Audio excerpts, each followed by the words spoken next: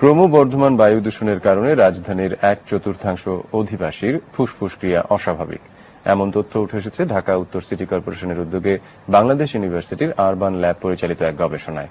সকালে কৃষিবিদ ইনস্টিটিউট মিলনায়তনে গবেষণার ফলাফল উপস্থাপন করা হয়। শিশু বিশেষজ্ঞ অধ্যাপক ডাক্তার মোহাম্মদ রুহুল আমিন এ সময় বলেন, বায়ু দূষণের কারণে ব্রঙ্কিওলাইটিস, নিউমোনিয়া ও শ্বাসকষ্টের মতো রোগের প্রকোপ প্রতিনিয়ত বাড়ছে।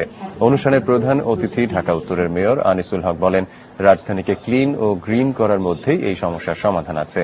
এ কারণে এবছর বর্ষা মৌসুমে ৩.৫ লাখ গাছ লাগাবে উত্তর সিটি কর্পোরেশন। যদি 25% শিশুর লাংসকে অ্যাবনর্মালি এফেক্ট করে, সেই শহরকে নিরাপদ স্বাস্থ্যসম্মত রাখার দায়িত্ব তো আমাদের। আমরা চিন্তা করেছি যে বালু নিয়ে যে ট্রাক ঢোকে, সেই ট্রাক থেকে ঢুকতে হবে। যাদের বিল্ডিং অনেক পুরনো এবং যাদের বিল্ডিং এ রং করেননি, সেটিও আমাদের বায়ুকে দূষণ করছে। আপনারা দয়া করে আপনাদের বিল্ডিং গুলো রং করেন, আদারওয়াইজ মেয়র কিন্তু টাফ হয়ে যাবে, তখন হ্যান্ডেল করতে পারবেন না।